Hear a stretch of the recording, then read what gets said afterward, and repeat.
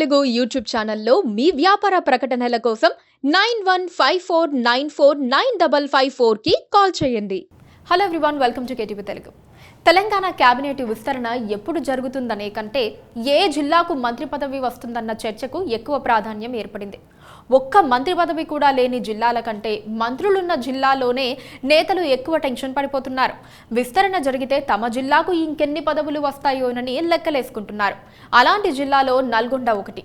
చాలా మంది ఎమ్మెల్యేలు మంత్రి పదవులు ఆశిస్తూ హైదరాబాద్లో కర్చీఫ్ వేసే ప్రయత్నం చేస్తున్నారు. ఉన్న పదవులు తక్కువే అయినా జిల్లాకు 2-3 బలమైన ఆశావాహులు తమ ప్రయత్నాలు చేసుకుంటున్నారు. తెలంగాణ కేబినెట్లో 6 బెర్తులే ఖాళీగా ఉన్నాయి. విస్తరణ జరిగితే 6గురికి మాత్రమే అవకాశం వస్తుంది. ఇప్పుడున్న వారిలో ఒకరిద్దరిని పక్కకు తప్పిస్తే మినహా అదే ఫైనల్ ఫిగర్ అవుతుంది.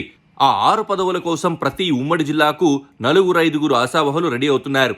ఉమ్మడి నల్గొండ జిల్లాలో ప్రస్తుతం ప్రతి ఎమ్మెల్యే మంత్రి పదవిని ఆశిస్తున్నారు. నల్గొండ జిల్లా నుండి కోమటిరెడ్డి వెంకటరెడ్డి, సూర్యాపేట జిల్లా నుండి నలమాద ఉత్తమ్ కుమార్ రెడ్డి మంత్రులుగా కొనసాగుతున్నారు. మంత్రి కోమటిరెడ్డి వెంకటరెడ్డికి కీలకమైన రోడ్లు, భవనాలు, సినిమాటోగ్రఫీ శాఖలు, మంత్రి ఉత్తమ్ కుమార్ రెడ్డికి నీటిపారుదల, సివిల్ సప్లైస్ శాఖలు కేటాయించారు. అతి త్వరలోనే మంత్రివర్గ విస్తరణ జరుగుతూ ఉండడంతో జిల్లాకు చెందిన పలువురు ఎమ్మెల్యేలు మంత్రి పదవులపై ఆశ పెట్టుకున్నారు. అందులో ప్రధానంగా మునుగోడు ఎమ్మెల్యే కోమటిరెడ్డి రాజగోపాల్ రెడ్డి పేరు వినిపిస్తోంది. గతంలో బీఆర్ఎస్ పార్టీని గద్దె దింపాలనే లక్ష్యంతో మునుగోడులో ఉప ఎన్నిక తెచ్చారు. ఆ తర్వాత జరిగిన పరిణామాలతో కాంగ్రెస్ పార్టీలోకి రీ ఎంట్రీ ఇచ్చి విజయం సాధించారు. ఆ సమయంలోనే అధిష్టానం రాజగోపాల్ రెడ్డికి అభయం ఇచ్చింది. ఓడిపోతానని తెలిసి కూడా రాజగోపాల్ రెడ్డి మునుగోడులో ఉప ఎన్నిక తెచ్చారు. ఓడిపోయిన తర్వాత వ్యూహాత్మకంగా వ్యవహరిస్తూ కాంగ్రెస్లో చేరిన ఆయన గెలిచి మరీ చూపించారు. ప్రభంజనాన్ని అర్థం చేసుకున్న నేతగా ఆయనకు పేరుంది. రాజగోపాల్ మాదిరిగానే నల్గొండ జిల్లాలో చాలా మంది ఆశావహులున్నారు. త్వరలోనే తనకు కీలకమైన పదవి రాబోతోందని రాజగోపాల్ స్వయంగా చెప్పుకుంటూ తిరుగుతున్నారు. అందుకోసమే ఎంపీ ఎన్నికల్లోనూ భువనగిరి పార్లమెంట్ నియోజకవర్గానికి ఇన్ఛార్జిగా ఉండి అధిష్టానం పెట్టిన బాధ్యతను నిర్వహించి ఎంపీగా చామల కిరణ్ కుమార్ రెడ్డిని గెలిపించారు. కోమటిరెడ్డి సోదరులు ఉమ్మడి నల్గొండ జిల్లాలో 4-5 నియోజకవర్గాల్లో ప్రభావితం చేయగల దమ్మున్న నాయకులు.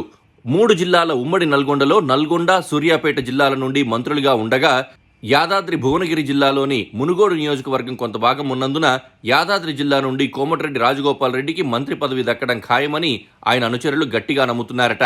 ఇప్పటికే అధిష్టానం సైతం రాజగోపాల్ రెడ్డి పట్ల అనుకూలంగా ఉండడం వల్ల మంత్రి పదవికి లైన్ క్లియర్ అయినట్లేనన్న టాక్ వినిపిస్తోంది. దేవరకొండ నియోజకవర్గం నుండి రెండోసారి ఎమ్మెల్యేగా ఎన్నికైన నేనావత్ బాలు నాయక్కు మంత్రి పదవి ఇవ్వాలని ఆయన అనుచరులు, అభిమానులు ఆశాభావం వ్యక్తం చేస్తున్నారు. సీఎం రేవంత్ రెడ్డి కేబినెట్లో ఎస్టీ సామాజిక వర్గానికి చెందిన మంత్రి లేకపోవడంతో అదే సామాజిక వర్గానికి చెందిన బాలు నాయక్కు మంత్రి పదవి దక్కే అవకాశాలున్నాయని టాక్ వినిపిస్తోంది. ఇక ఆలేరు నుండి మొట్టమొదటిసారిగా ఎమ్మెల్యేగా ఎన్నికైన బీర్ల ఐలయ్యకు మొదట్లోనే ప్రభుత్వ విప్ పదవి దక్కింది. యాదవ సామాజిక వర్గానికి చెందిన బీర్ల ఐలయ్యకు మంత్రి పదవి ఇవ్వాలని ఆయన అభిమానులు ఆశిస్తున్నారు. యాదాద్రి జిల్లాకు చెందిన పట్టభద్రుల ఎమ్మెల్సీగా ఎన్నికైన తీన్మార్ మల్లన్నకు కూడా మంత్రి పదవి ఇవ్వాలని ఆయన అనుచరులు ఆశపడుతున్నారు. గత బీఆర్ఎస్ ప్రభుత్వం గద్దె దిగడానికి మల్లన్న అందించిన సహకారం ఆయనకు కలిసి వస్తుందని భావిస్తున్నారు. కేబినెట్ విస్తరణ దగ్గర పడుతున్న నేపథ్యంలో జిల్లాల వారీగా ఆశావహులు పెరుగుతున్నారు. ఒక్క నల్లగొండలో మాత్రమే కాకుండా అన్ని ఉమ్మడి జిల్లాల్లోనూ ప్రతి చోట 4-5 ఆశావహులున్నారు. ఎవరికి మంత్రి పదవి దక్కుతుందో చూడాలి.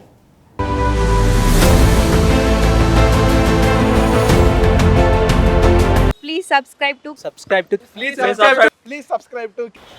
to KTV Telugu. KTV Telugu.